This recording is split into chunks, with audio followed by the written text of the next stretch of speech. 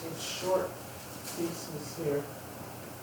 Mine's divided into bunches of 4 parts. So it doesn't look that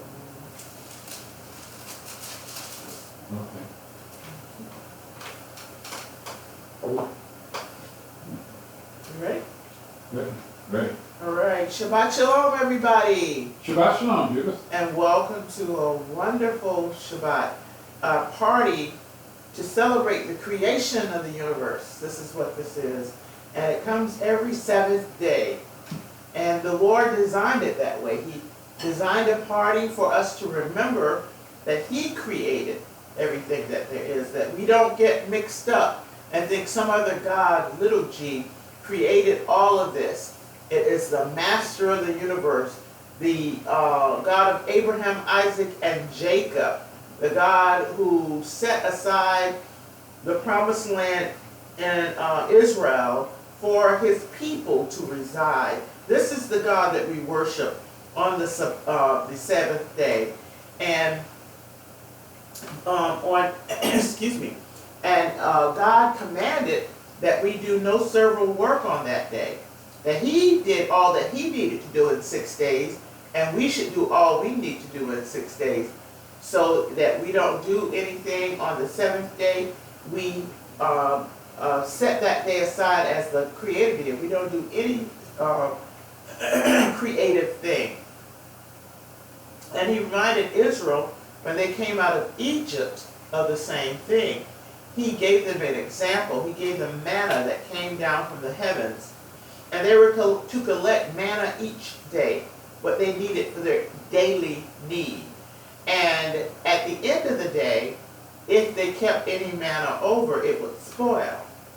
But on the 6th day, they were to collect manna twice as much, so that it would last for the Shabbat, so that they would not go out and collect manna on that day. So John is fond of saying, the Sabbath day is on God. And He provided magnificently. And what the Jewish people do all around the world is, they start planning, I believe, like what Shabbat is. It seems like the woman of the household starts planning the menu for the next week. And so that there's a sumptuous meal, and you put out your best linen that you don't use every day, or silverware, or sometimes if I'm in a hurry, I get the best paper plates that I can get and use them. But we use silverware that we don't use every day, and we get flowers for the table. I got yellow roses, and remembrance of all the hostages that are still, the Israeli hostages that were taken October 7th, and remembrance of them that are still in captivity in Gaza. And so again, you do things, you put out your best, and you have many courses. I don't have that many courses, but we do have things that we don't have for the rest of the week. And we celebrate this day, and we read the Torah portion, because in the synagogues they have what is called a Torah portion. And the Torah is the first 5 books of the Old Testament, and it's divided into 52 parts for each week of the year. And this week's Torah portion is Eikev, on the heel of, or because of, and it's taken from Deuteronomy 7, verse 12 through 11:25. And in my Torah is divided into 4 parts. The first is dealing with idolatry, Deuteronomy 7, 12 through 26. The second, the good life, Deuteronomy 8, 1 through 9, 5. The third, the stiff-necked people, Deuteronomy 9, 6 through 10, 11. And the fourth, the good land, Deuteronomy 10, 12, 11 through 11:25.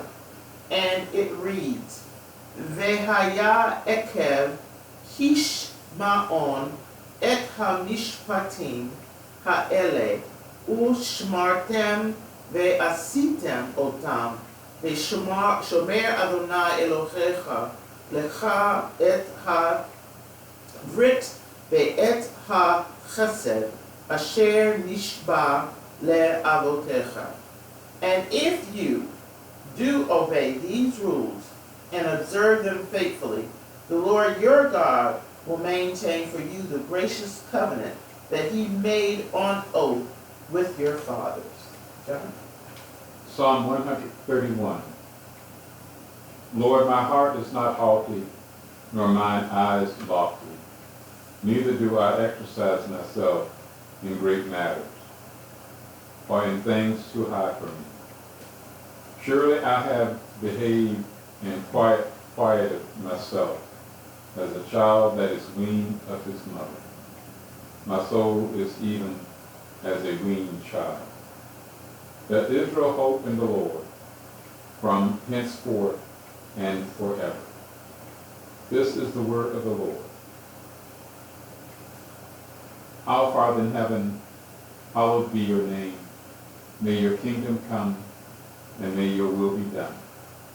We give thanks to you, Lord God, for you have brought us to and into your day of rest, that you ceased from work and blessed at the time of creation, and in time call all of your people to rest on this day, to acknowledge the God, our Creator, to give thanks to him for giving us rest, and for affirming our purpose, that we are to pattern our lives after the God who has created the universe, and we should rest on this day and give thanks and be renewed and rejoice and give prayer and song and worship to the God who has delivered our brethren the Jews out of the house of bondage, out of Egypt, and affirm this day that they should rest and celebrate, and they do, Lord. And we, through Christ Jesus, give thanks for what he has done on the cross, for he has sacrificed and died, and has freed us from the penalty of sin and its curse. And we, Lord, with glad hearts, with circumcised hearts, celebrate this day in worship and song and praise and thanks and gladness for the God who has come for us and has paid the price for us. And we invite you, Lord, into our house to help us, Lord, to guide us and to teach us, that we may continuously depend on you and to call upon your name. For in you, Lord, are all things. And we give thanks to the Son who has come for us, and the Spirit that remains with us. And in his name we pray. Amen.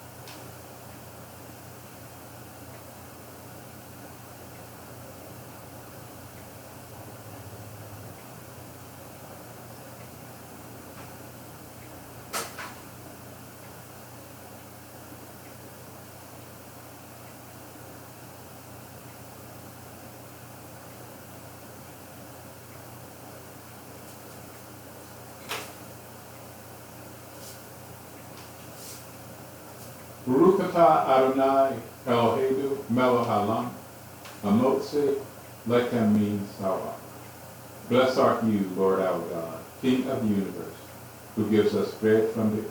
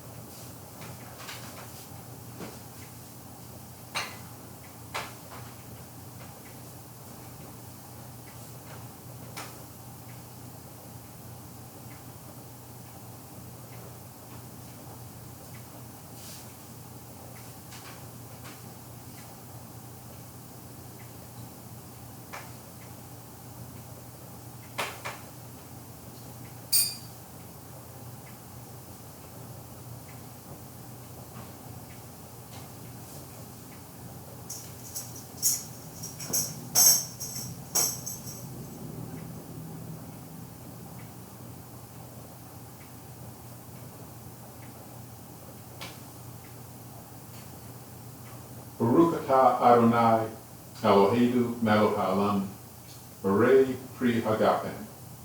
Blessed art you, Lord our God, King of the universe, who gives us the fruit of the vine. Shabbat shalom. Shabbat shalom.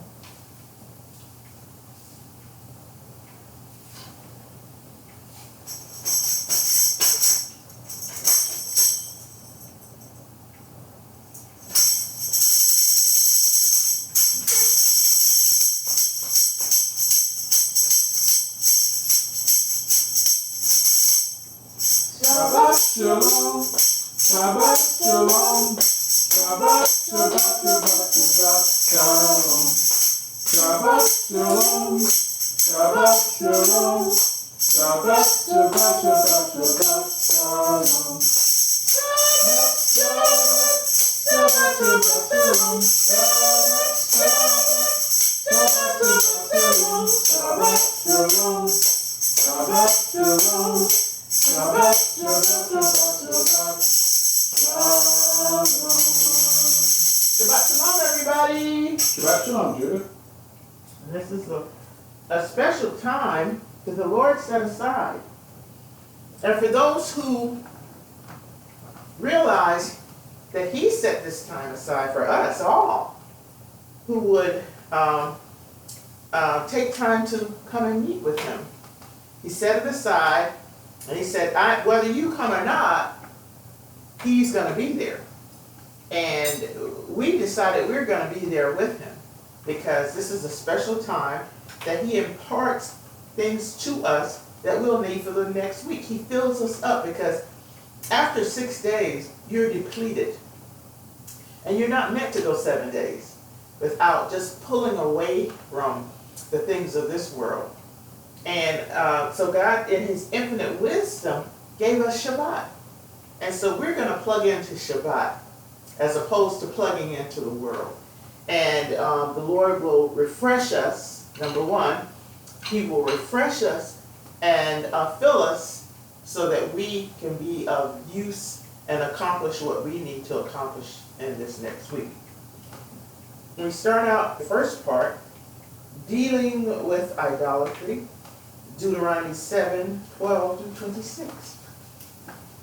And if you do obey these rules and observe them faithfully, the Lord your God will maintain for you the gracious covenant that He made on oath with your fathers.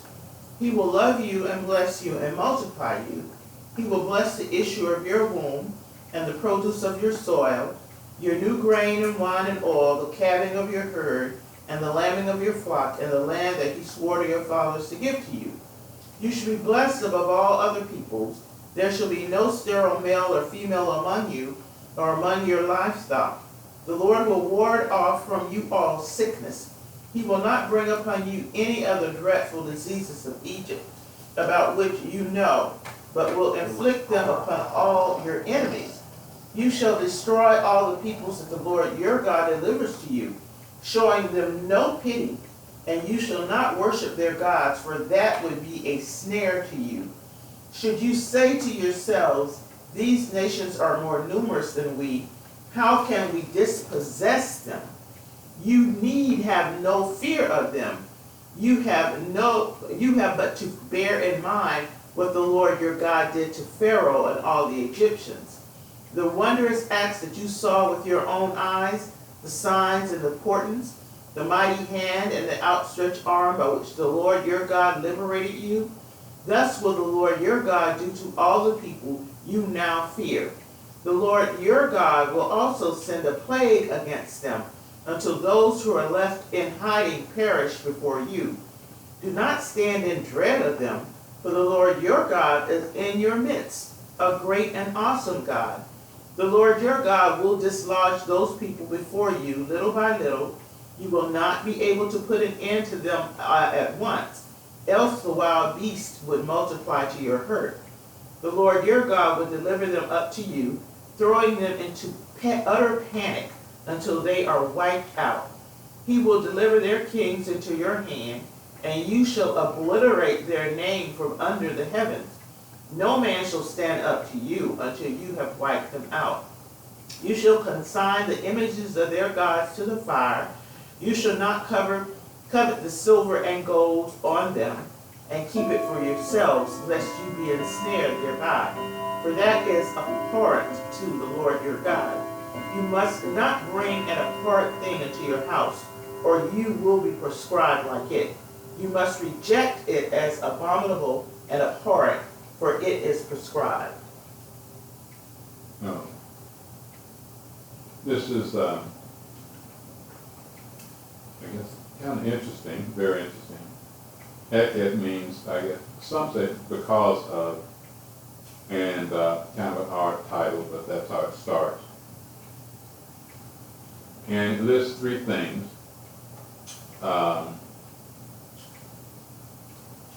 They're to hearken, they're to keep, and they are to do. Let's see. They're to listen. Mm-hmm. And also listen to the words that were going to be said.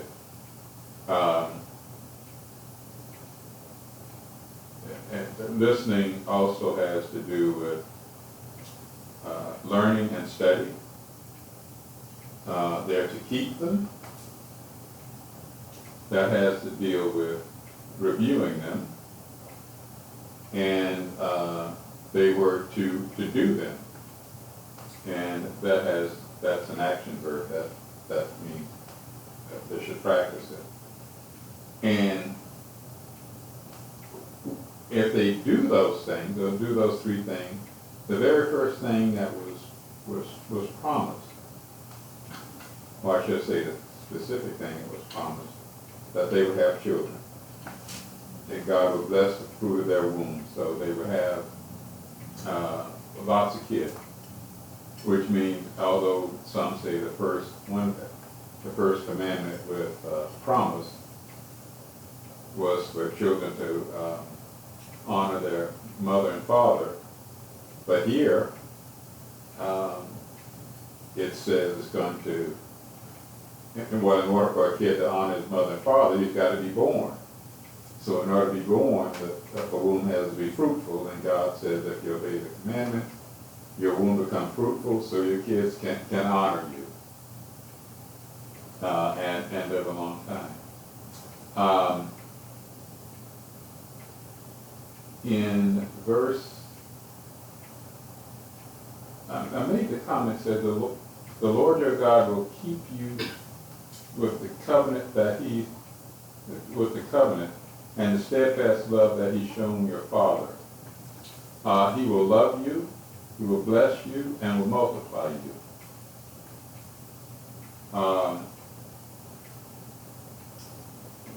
The things that you get when you keep the commandments?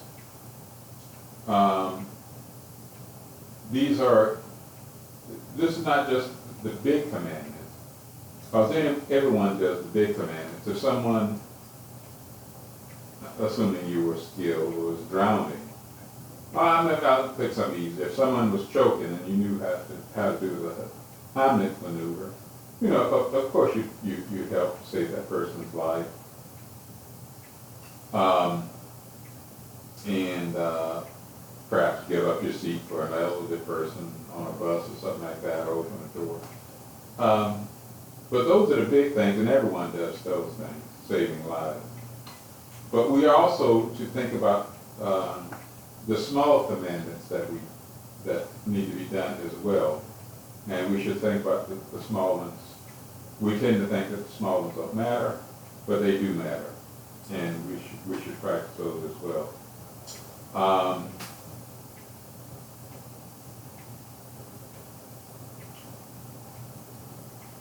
One teacher used the expression, says that Torah is as difficult to acquire as gold and as easy to lose as glass.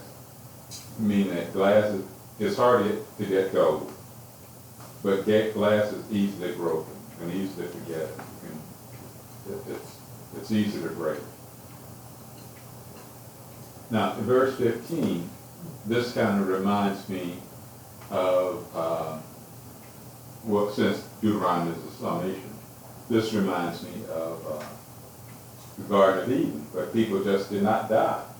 And even in the wilderness, there was the problem, there was the promise you wouldn't get sick. But in verse 15 says, and the Lord will take away from you all sickness. And I think of you get perfect health.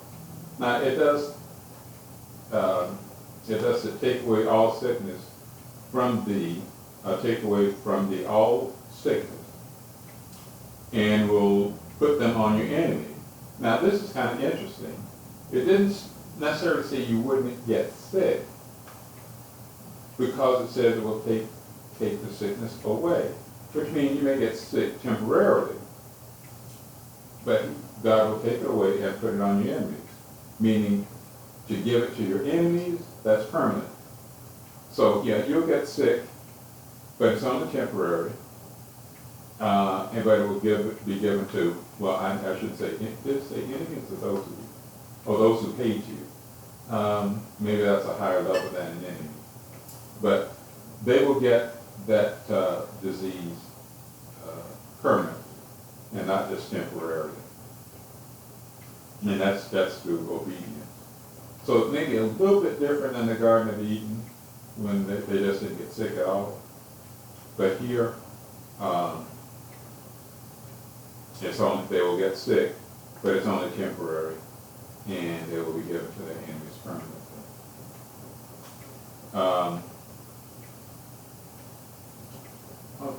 Which verse? You stopped in? And 26. 26, yeah. Okay, and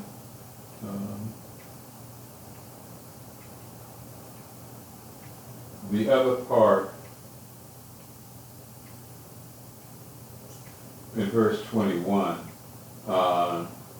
where you should not be of dread of them, meaning the fear of God should be greater Yes. than the fear of your man. enemies. Right. Yes. So, should you fear them? Okay, maybe so. But your fear of your enemy should not be greater than the fear of God. And this fear, excuse me, has to do with obedience and obeying, obeying what they say. So, the fear of God, or the obedience to God, should be greater than the obedience to man.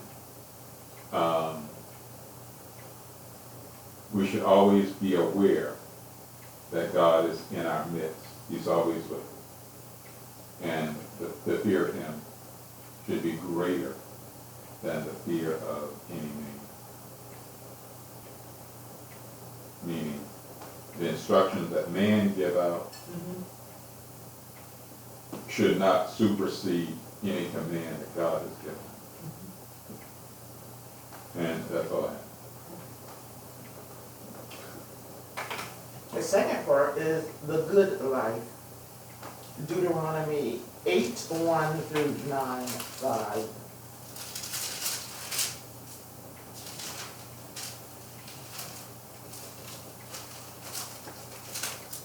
You shall faithfully observe all the instructions that I have enjoined upon you today, that you may thrive and increase, and be able to occupy the land which the Lord promised on oath to your fathers. Remember the long way that the Lord your God has made you to travel in the wilderness these past 40 years, that he might test you by hardships to learn what was in your hearts, whether you would keep his commandments or not. He subjected you to the hardship of hunger, and then gave you manna to eat, which neither you nor your fathers have ever known, in order to teach you that man does not live on bread alone, but that man may live on anything that the Lord decrees. That's interesting. The clothes upon you did not wear out, nor did your feet swell these 40 years. Bear in mind that the Lord your God disciplines you just as a man disciplines his son. Therefore keep the commandments of the Lord your God, walk in his ways, and revere him.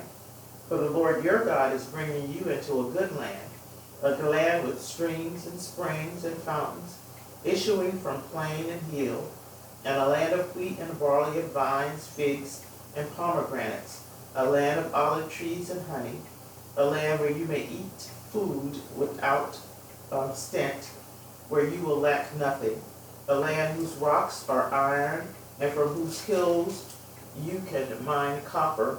When you have eaten your fill, give thanks to the Lord your God for the good land which he has given you. Take care lest you forget the Lord your God, and fail to keep his commandments, his rules, and his laws, which I enjoin upon you today.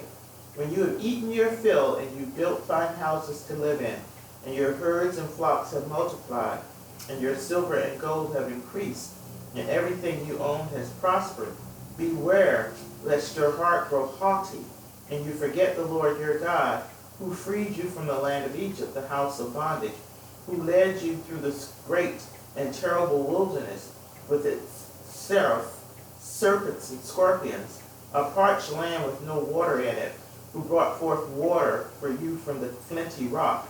He fed you in the wilderness with manna, which your father had never known, in order to test you by hardships, only to benefit you in the end.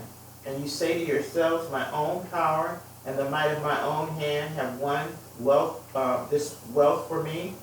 Remember that it is the Lord your God who gives you the power to get wealth, in fulfillment of the covenant that he made on oath with your fathers, as is still the case.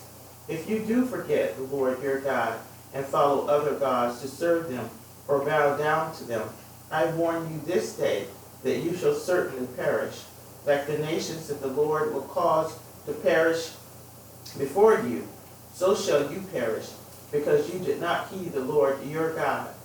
Hear, O Israel, you are about to cross the Jordan to invade and dispossess nations greater and more populous than you, great cities with walls sky high, a people great and tall, the Anakites of whom you have knowledge, for you have heard it said, who can stand up to the children of Anak?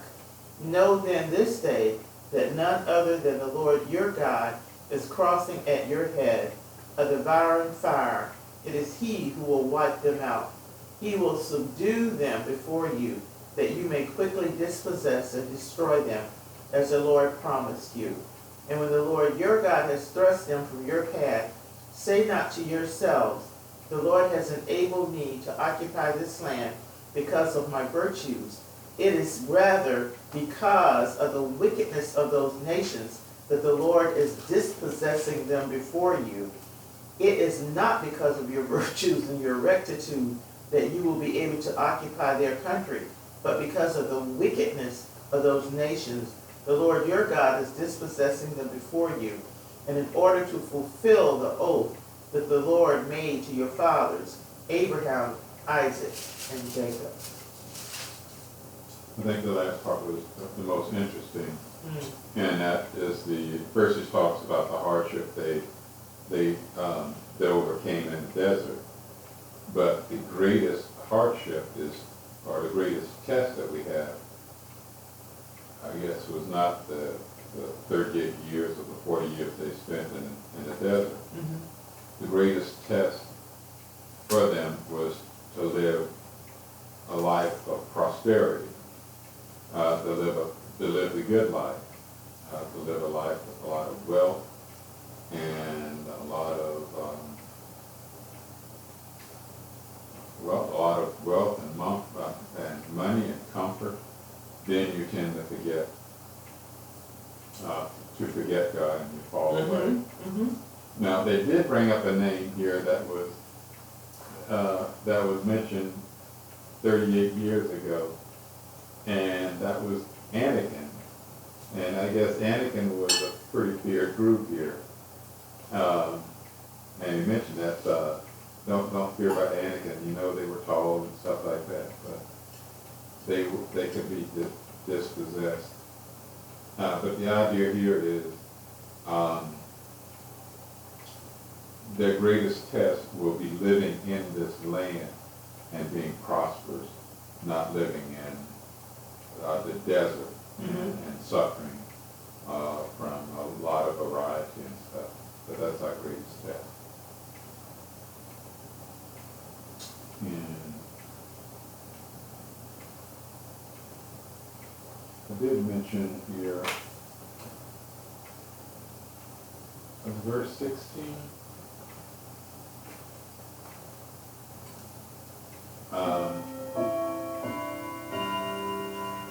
Says, your eye shall not pity. Which verse 16?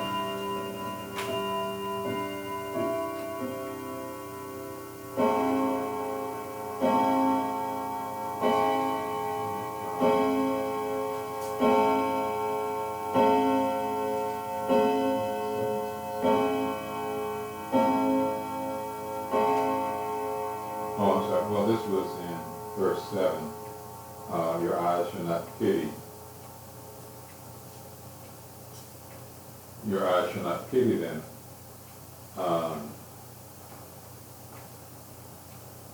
Neither shall you serve them. There'll be a snare, but you're to destroy them. The two things here. I guess the people had two choices. They could either fight and lose, or they could just leave the country. Mm-hmm. So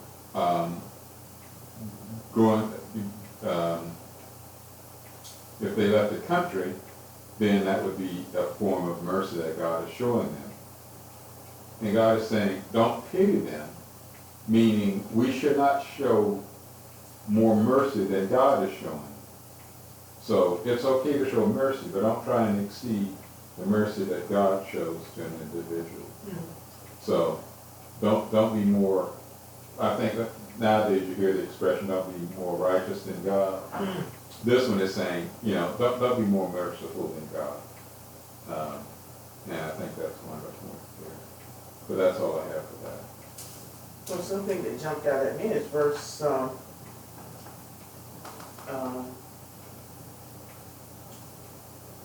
3 and 4, where it says, okay, he subjected you to the hardships of hunger.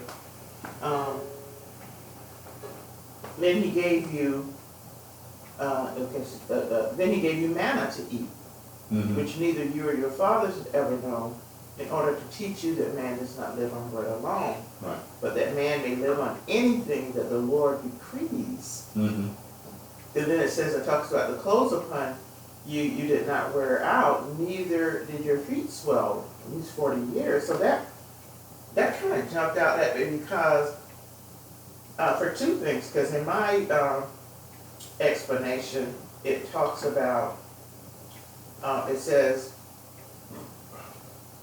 well, I'll read what my explanation says, in my Torah. For verse 3, it talks about the manna. It says, see Exodus chapter 16. Whatever explanation of the natural background of this food you may be offered, such as believing it to have been an exudation and secretion by symbiotic insects living on tamarisks, the Torah perceived of manna as a supernatural gift. The test referred to in the preceding verse consisted of seeing whether Israel would accommodate itself to continued dependence on God. And then number 4, verse 4, it says, clothes did not wear out, a hyperbole describing God's miraculous care. And so, and since the rabbis understand this verse literally, if God could provide manna, he could and did make the clothes of the children grow along with them. So this is really, to me, it speaks to me when it says that God, we can live on whatever God decrees for us to live on. Mm-hmm. So that's part of believing and depending on him, not in not in things. That our dependence is on God, and in this case he decreed that they would live on manna, and also decreed that their clothes would wear out. So that is God. We totally have to admit that this is God taking care of them. However he did that, whatever supernatural way he did it, but he did it. But when they believed in him, or when we believe in him, it is God who will provide for us. Mm-hmm. Now that you mentioned that, I do have one comment. That was what, verse 15? And who led you through the great and terrible wilderness. And the question is, what was the test? Mm-hmm. And the test was the manna, because manna didn't look like food. Mm-hmm. Mm-hmm. So, and although it didn't look like food, it nourished them. Yes. So and maybe this was kind of like a spiritual message too. Yes. Because we see with our eyes Yes. to tell us how we should respond. Yes. Yes. So, manna was nutritious. It didn't look like food, Right. but it served a purpose. It served the purpose. And we can't always believe our eyes. Right. When we eat something. Right. Right. That God decreed whatever it was, manna, whatever manna was, He Right. decreed that it would sustain them. Right. And it did.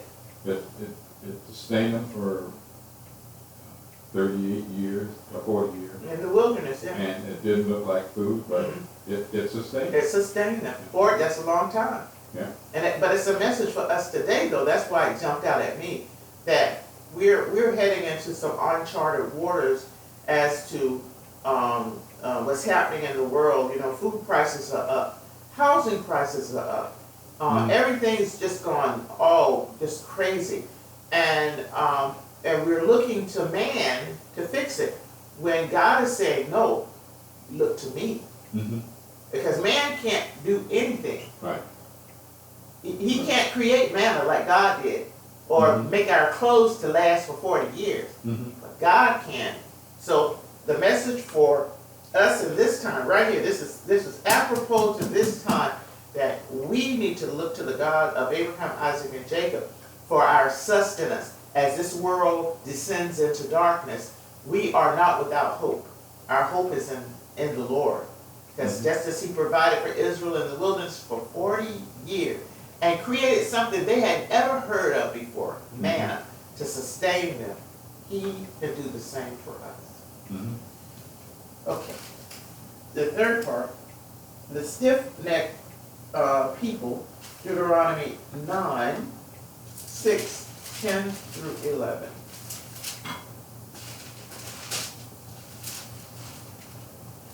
Okay. Know then that it's not for any virtue of yours that the Lord your God is giving you this good land to occupy, for you are stiff-necked people.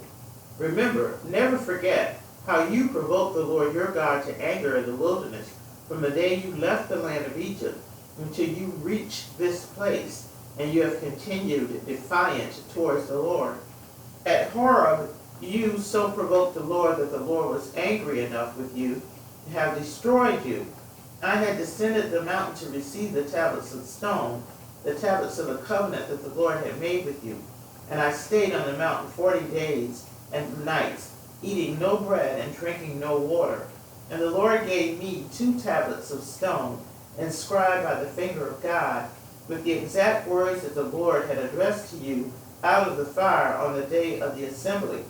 At the end of those 40 days and 40 nights, the Lord gave me 2 tablets of stone, the tablet of the covenant. And the Lord said to me, hurry, go down from here at once, for the people whom you brought out of Egypt have acted wickedly. They have been quick to stray from the path that I enjoined upon them. They have made themselves a molten image. The Lord further said to me, I see that this is a stiff-necked people. Let me alone, and I will destroy them and blot out their name from under heaven. And I will make you a nation far more numerous than they. I started down the mountain, a mountain ablaze with fire, the 2 tablets of the covenant in my 2 hands. I saw how you had sinned against the Lord your God. You had made yourselves a molten calf. You had been quick to stray from the path that the Lord had enjoined upon you. Thereupon I gripped the 2 tablets and flung them away with both my hands, smashing them before your eyes. I threw myself down before the Lord, eating no bread and drinking no water 40 days and 40 nights, as before, because of the great wrong you had committed, doing what displeased the Lord and vexing him. For I was in the dread of the Lord's fierce anger against you, which moved him to wipe you out. And that time too the Lord gave heed to me. Moreover, the Lord was angry enough with Aaron to have destroyed him. So I also interceded for Aaron at that time. As for that sinful thing you had made, the calf, I took it and put it to the fire. I broke it to bits and ground it thoroughly until it was fine as dust. I threw its dust into the brook that comes down from the mountain. Again you provoked the Lord at Terberah, and at Massa, and the Kibaroth Hatavah. And when the Lord sent you on from Kadesh Barnea, saying, Go up and occupy the land that I am giving you, you flouted the command of the Lord your God.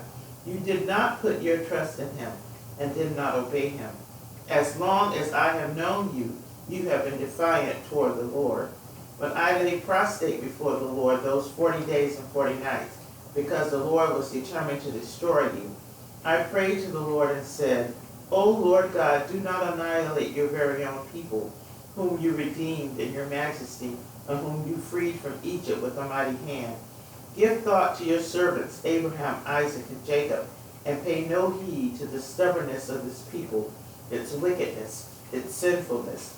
Else the country from which you are freed will say, It was because the Lord was powerless to bring them into the land that he had promised them, and because he hated them, that he brought them out to have them die in the wilderness.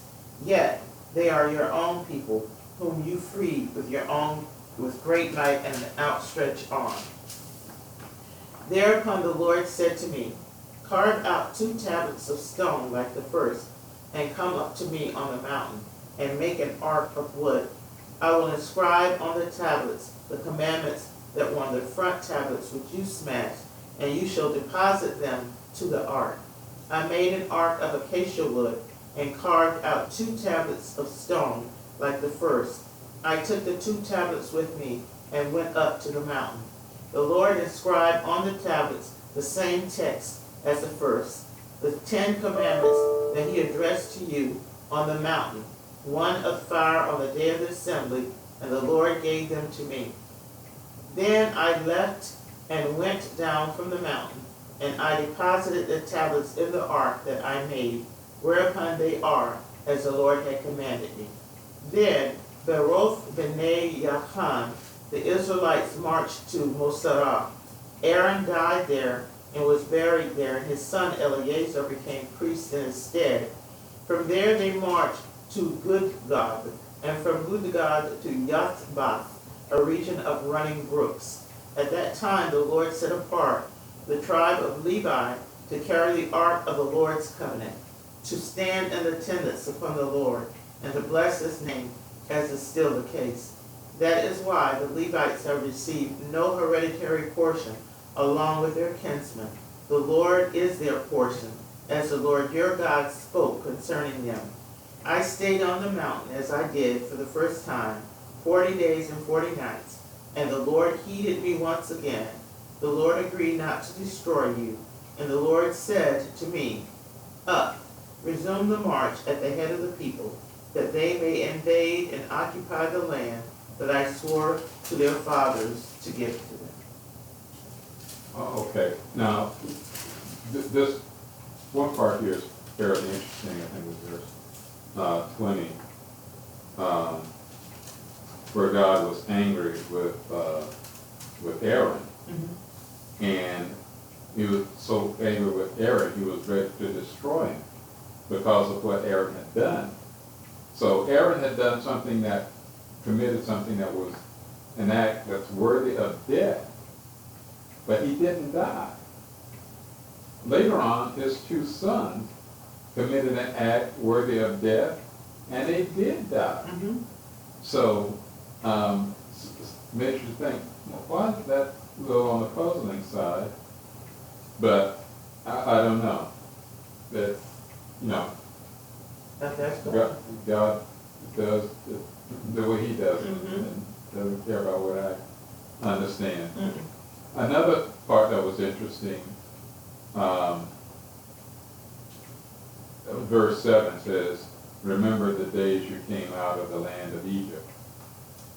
What that points to, when you came out of the land of Egypt, you were completely helpless. And in a sense, that's what we're always helpless. Uh, and we should always remember that and remember where our benefits come from. And I think that's all I have for that. The next part is the good land. Deuteronomy 10:12 through 11:25. And now, O Israel, what does the Lord your God demand of you? Only this, to revere the Lord your God, to walk only in his paths, to love him, and to serve the Lord your God with all your heart and soul, keeping the Lord's commandments and laws, which I enjoin upon you today for your good. Mark the heavens to their uttermost reaches, belong to the Lord your God, the earth and all that is on it. Yet it was to your fathers that the Lord was drawn in his love for them, so he chose you, their lineal descendants, from among all people, as is now the case. Cut away therefore the thickening about your hearts, and stiffen your necks no more. For the Lord your God is God supreme, and Lord supreme, the great, the mighty, and the awesome God, who shows no favor and takes no bribes, but upholds the cause of the fatherless and the widow, and befriends the stranger, providing him with food and clothing. You too must befriend the stranger, for you were strangers in the land of Egypt. You must revere the Lord your God. Only him shall you worship. To him shall you hold fast, and by his name shall you swear. He is your glory, and he is your God,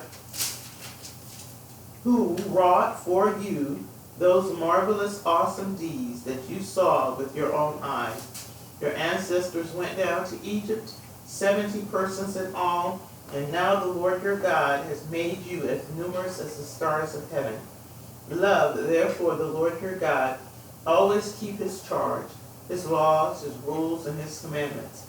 Take thought this day that it was not your children who neither experienced nor witnessed the lessons of the Lord your God, his majesty, his mighty hand, his outstretched arm, the signs, the deeds that he performed in Egypt against Pharaoh, king of Egypt, and all his land, what he did to Egypt's army, its horses and chariots, how the Lord rolled back upon them the waters of the sea of reeds when they were pursuing you, thus destroying them once and for all, what he did for you in the wilderness before you arrived in this place, and what he did to Dathan and Abiram, sons of Eliab, sons of Reuben, when the earth opened her mouth and swallowed them along with their households, their tents, and every living thing in their train from amidst all Israel.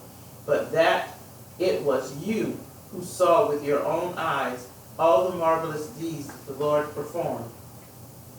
Keep therefore all the instructions that I enjoin upon you this today, so that you may have the strength to invade and occupy the land which you are about to cross into and occupy, and that you may long endure upon the soil which the Lord swore to your fathers to give to them and to their descendants, a land flowing with milk and honey. For the land which you are about to invade and occupy is not like the land of Egypt, from which you have come. There the grain you sowed had to be watered by your own labors, like a vegetable garden. But the land you're about to cross into and occupy, a land of hills, valleys, soaks up its water from the rains of heaven. It is a land which the Lord your God looks after, on which the Lord your God always keeps his eye, from years beginning to years end. If then you obey the commandments that I enjoin upon you this day, loving the Lord your God, and serving him with all your heart and soul, I will grant rain for your land in season, the early rain in the late. You shall gather in new grain and wine and oil, and I will provide grass in the fields for your cattle. Thus you shall eat your fill. Take care not to be lured away to serve other gods and bow to them, for the Lord's anger will flare up against you, and he will shut up the skies so there will be no rain, and the ground will not yield its produce, and you will soon perish from the good land that the Lord is giving you.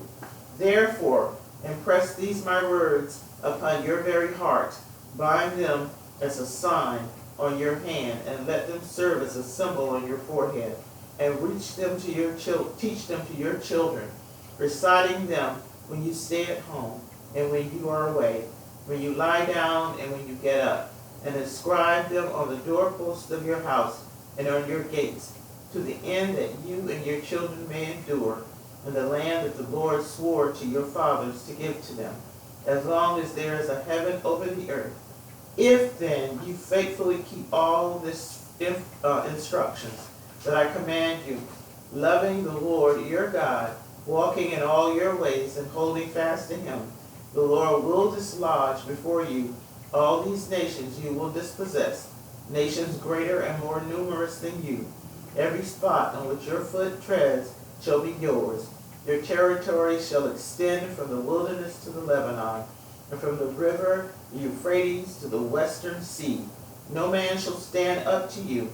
The Lord your God will put the dread and the fear of you over the whole land in which you set foot, as he promised. Okay. I guess the one thing that, it's quite a bit here, one thing that's of significance, but nowadays we particularly like to be independent. We don't like people looking over our shoulders and see what we're doing, or someone always looking at us. But that's not true with God, because verse 12 says, in the land which the Lord thy God, it's a land which the Lord thy God cares for, and that the eyes of the Lord thy God are always looking at that land. He's always looking at that land. And one other thing, and when the land needs to be watered, and what happens, if you live right, God brings rain and waters the ground. So you're having to depend on him for that rain. Not like Egypt, where you had to physically irrigate. But here God is watching you to see how you're living, and if you're living right, it rains. If you don't, it doesn't rain. I guess we don't particularly care for people looking over our shoulders to make sure we're doing it right. Maybe a little upsetting, but this is kind of like a good gauge. If you're living right, it will rain. If you're not living right, it won't rain. So, when you get a good barometer as to how you're living. But unfortunately, that wasn't good. In time, that wasn't good enough. Right. But that's all. That's the one part that struck out, and I think that encapsulated a lot of this. Of what God, That God basically is constantly looking at Israel while they're in Egypt, and if they lived right, it rained. If they didn't, they obey him. It's a matter of obeying him. Obeying him, he takes care of everything. He takes care of everything. That's just what this Torah, or the ketubah, to his bride is. This is his ketubah to his bride, Israel. You do what I say, I'll take care of everything you need. You don't have to go whoring after other gods who can't do anything for you. I'll take care of everything, but just obey my commandments. And that's a lesson. This is a word for Israel today. This Torah portion is probably maybe one of the important Torah portions, because it reiterates again, God says, if you do what I command, I will take care of everything. I will take care of everything.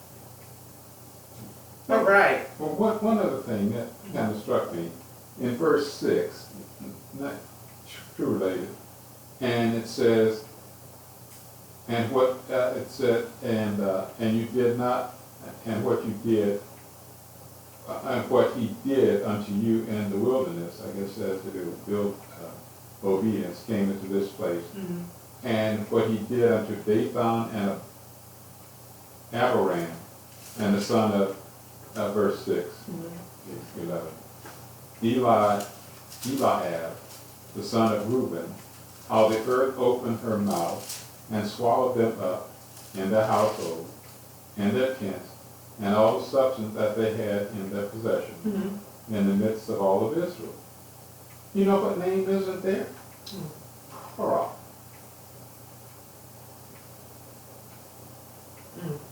Well, why is it missing? Because he was the ringleader. Hold on, let me read you what this is. Explanation in my Torah. Why is It says Dathan and Korah. Okay, who were leader? Okay, verse 6. Dathan and Abiram, who were leaders in the revolt against Moses. Yeah. There were two traditions. One ascribing the initiative to Dathan and Abiram. The other naming Korah as the ringleader. See commentary on number 16. The Deuteronomites follows the former tradition and omits the mention of Korah. This omission is explained by the sages in two ways. One, that only Dathan and Abiram were swallowed by the earth, but not Korah. Or that since Korah's sons were still alive, Moses did not wish to offend them by mentioning their father's sins. Oh, okay. But that's what it answers in a couple of ways. Okay. All right. Okay. So we go on as we're heading toward the High Holy Days. High Holy Days are the beginning of October. So we're heading toward them. And so the Torah portion for next week is and it's taken from Deuteronomy 11, verse 26,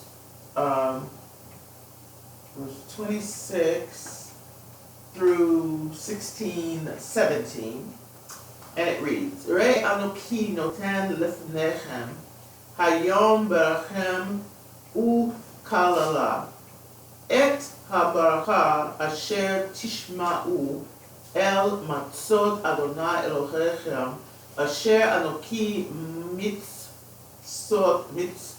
mitzveh etchem hayom. See, this day I set before you blessings and curse. Blessings, if you obey the commandments of the Lord your God, which I enjoin upon you this day. Again, Moses is just reiterating God's command that you obey His commandments. That's it. He's reiterating that. So, what should we say?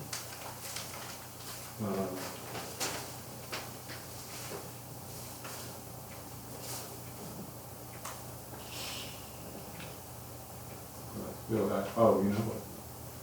We just sang the one verse from last week. I really have these? Yeah, we can do verse 2. Okay. Okay, verse 2. Wait a minute. Yeah, okay. Okay. Verse 2. I'd rather have I'd rather have Jesus than millions of applause. I'd rather be faithful to His dear cause.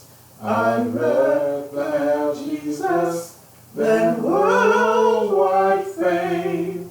I'd rather be true to His holy name than to be the king of a vast domain and be held in the sin's dread ways. I'd rather have Jesus than anything this world affords today. And how right that is. Because man's applause and doesn't amount to a hill of beans when it's all over with, because they're just men. And at this day and time, the arm of flesh is useless to us. We need the Lord. We need Jesus. We need, that's the beginning and the end of it all. We need Jesus, and we need to trust in the Lord, because the man's man's adoration is short-lived, because man can't do anything for you. He can't do a thing for you. Only God.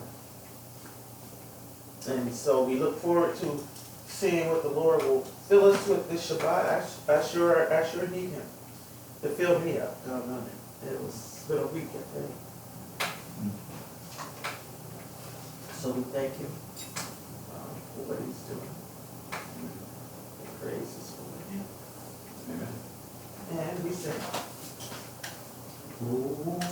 We say, Oh, Shabbat Shalom. yes. Shabbat Shalom. Yes. Shabbat Shalom. Have a good week. Oh, world is waiting. Sing the song of Sabbath. Oh, world is waiting. Sing the song of Sabbath. Oh, world is waiting. Sing the song of Shabbat. Oh, world is waiting. Sing the song of Shabbat. I'm also waiting. Waiting to sing the song of. I'm also waiting. Sing the song of Shabbat.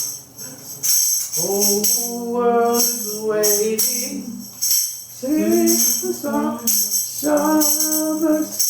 Whole world is waiting to sing the song